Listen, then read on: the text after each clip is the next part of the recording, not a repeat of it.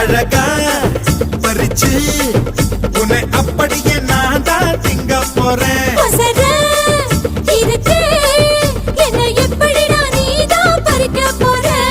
அணிலாக மாறினான் அழகாக தாவினான் அங்கங்க உன்னை கடிக்க போறேன்.